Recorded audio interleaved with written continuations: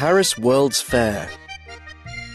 In 1878, Russian scientist and inventor Pavel Yablachkov presented his cutting-edge system for electric lighting. Shortly afterwards, the system became known as the Russian light.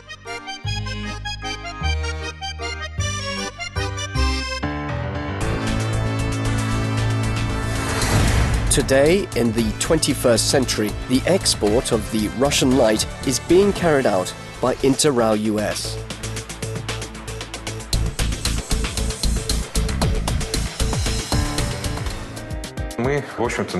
Basically, we started as a trading company. We have been providing Russian electric power to deficit energy systems. It's been a very simple trading business. Gradually, we started increasing our expertise and investment in this industry, as a result of which we now own power facilities abroad. Today, INTER RAO US controls 18 power plants in 6 countries, as well as over 35,000 kilometers of power lines. It's always been my point of view that we should buy the best of the worst we can find on the market. That is, buy facilities in places where the major Western players are afraid to invest because of the inherent high risk. But we, on the other hand, need have no such fears. We can go in and implement sound management practices, increase revenues, raise electric power sales, enhance capitalization, and, as a result, considerably boost the value of the company.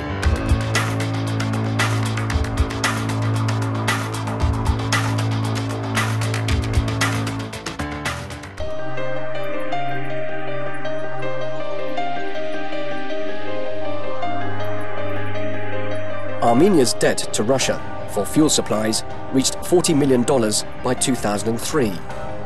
Then, Armenian authorities decided to settle this debt by handing the Savano-Razdansky cascade of hydroelectric power plants over to INTER RAO US. INTER RAO was also put in charge of managing the nuclear power station. And in 2005, the country's power distribution networks were also acquired by the company. The Savano-Razdansky hydroelectric power plant's cascade comprises 6 water power stations with a total generation capacity of 550,000 kilowatts. Our power plant is underground. Its generators are sited at a depth of 100 meters.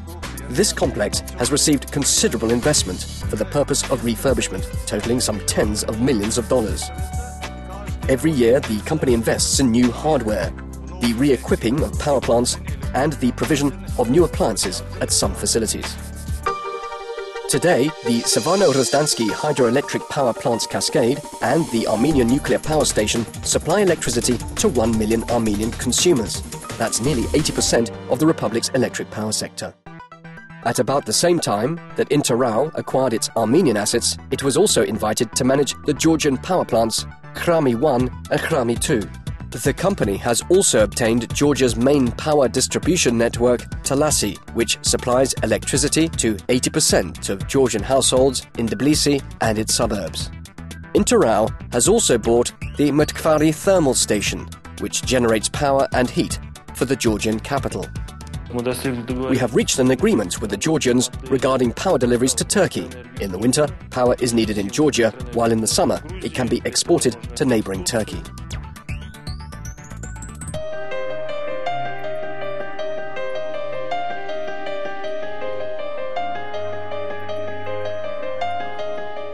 The Ekibazduskaya State District Power Station 2 pipeline entered the Guinness Book of World Records as the highest in the world. In accordance with environmental regulations, the pipe discharges its fumes at a height of 420 meters. A heavy truck with a trailer can easily make a U-turn inside the pipe's bottom section. It's a very efficient station as it is conveniently located close to the Bogatyr open-pit coal mine.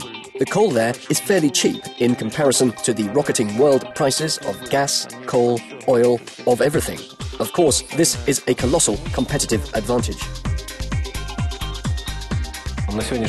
There are currently 2 power units operating there.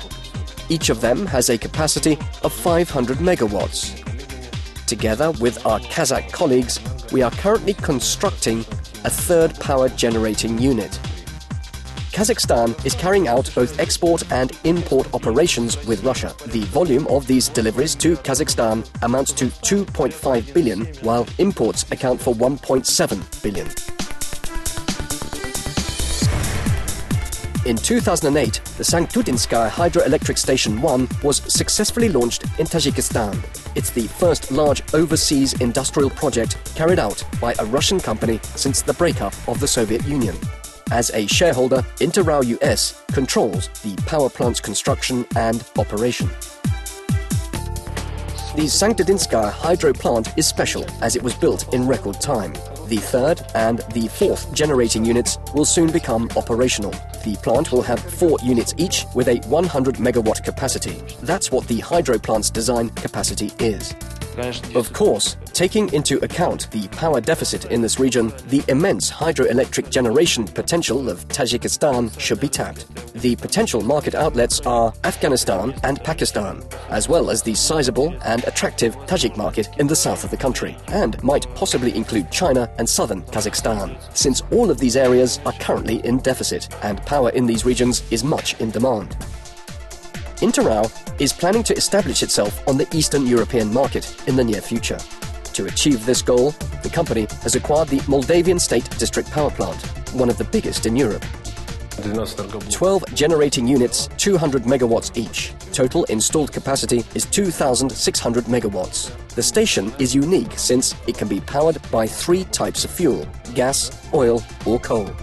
At the moment, the Moldavian power plant supplies electricity to local consumers and exports it to deficit areas in Ukraine and Romania. The company has been expanding into the North European market for years, focusing on the export of power to Finland and other Scandinavian countries. A considerable amount of energy is supplied to Europe by the Northwestern Thermoelectric Plant. The biggest Russian Federation flag in the world is planted at the top of its cooling tower. It's the first Russian thermal power plant that uses the new steam gas technology. It increases the production efficiency from the usual 32 to 52% and also permits a 25% reduction in fuel consumption. Steam gas cycle power plants are virtually free of hazardous emissions. INTER RAO owns 4 steam gas power plants in the Russian Federation: the Northwestern, the Sochi power plant, the Ivanovo and the Kaliningrad stations. Well, the higher the gas prices, the more competitive we are from the point of view of cost per kilowatt hour generated at these facilities.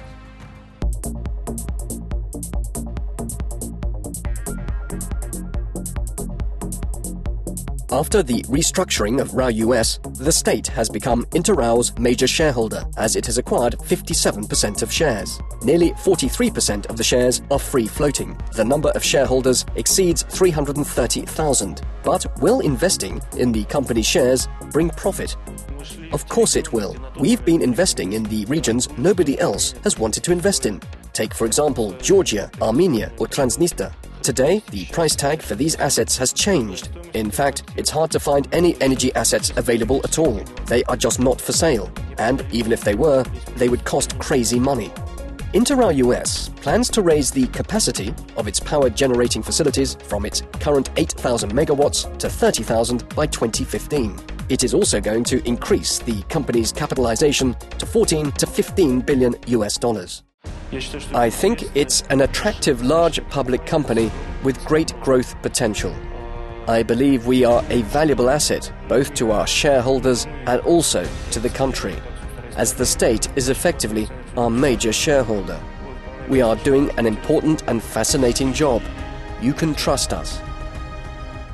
Within the next 5 years, INTER RAO US is to expand its activities on the Asian and the European markets.